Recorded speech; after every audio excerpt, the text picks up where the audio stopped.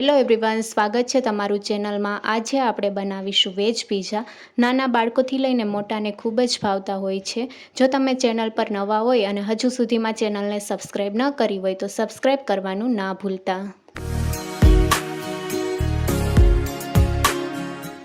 Pizza બનાવવા માટે આપણે પીઝાના રોટલા જે આવે એ લઈ લીધા છે, જે બેકરીમાં સહેલાઈથી મળે છે। અને આ રીતના તમે જોઈ શકો છો, રેડીમેડ રોટલા આપણે લઈ લીધા છે।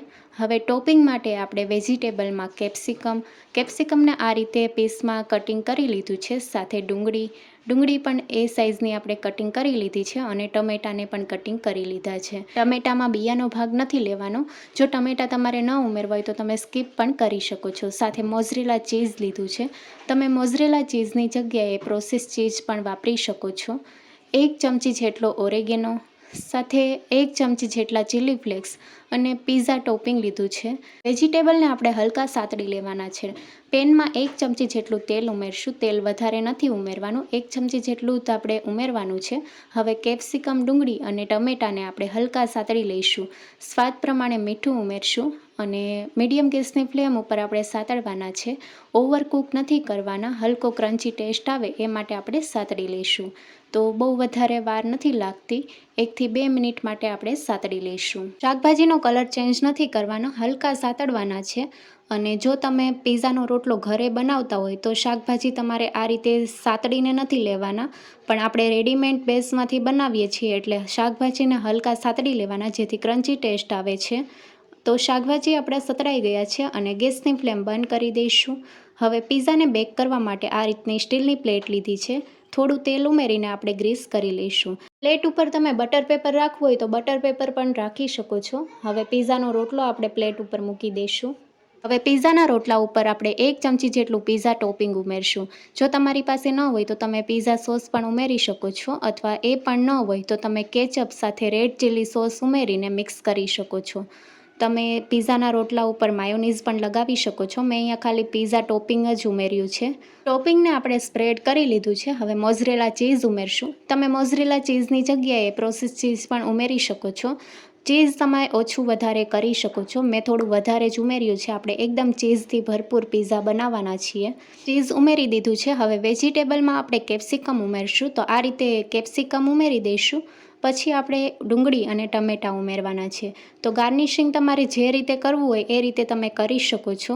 પીઝામાં તમે પનીર ઉમેરી શકો છો, અથવા તમે મકાઈ પણ ઉમેરી શકો છો। તમારે જે રીતે વેજીટેબલ ઉમેરવા હોય એ રીતે તમે ઉમેરી શકો છો।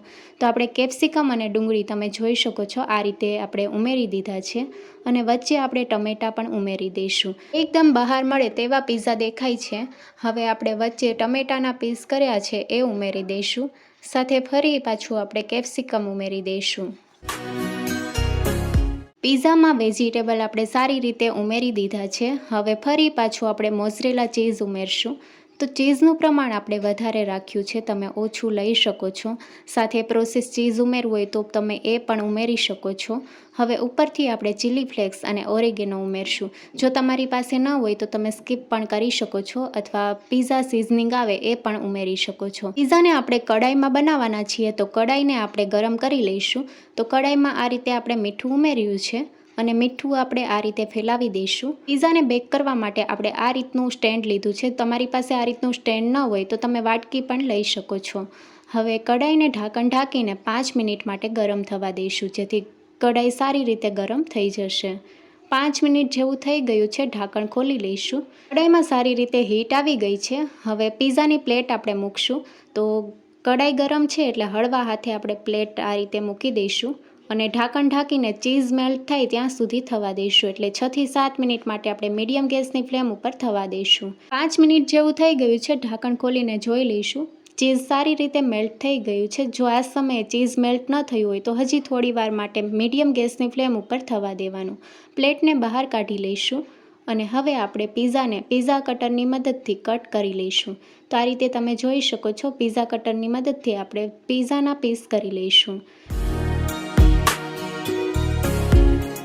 પીઝાનું એક પીસ લઈને બતાવું તો તમે જોઈ શકો છો, ચીઝથી ભરપૂર પીઝા તૈયાર થયા છે। બહાર મળે તેવા જ તૈયાર થયા છે, અને પાછળથી પણ તમે જોઈ શકો છો પીઝા સારી રીતે કૂક થયા છે. આવી નવી રેસીપી જોવા માટે ચેનલને લાઇક, શેર અને સબસ્ક્રાઈબ કરો. Thank you for watching.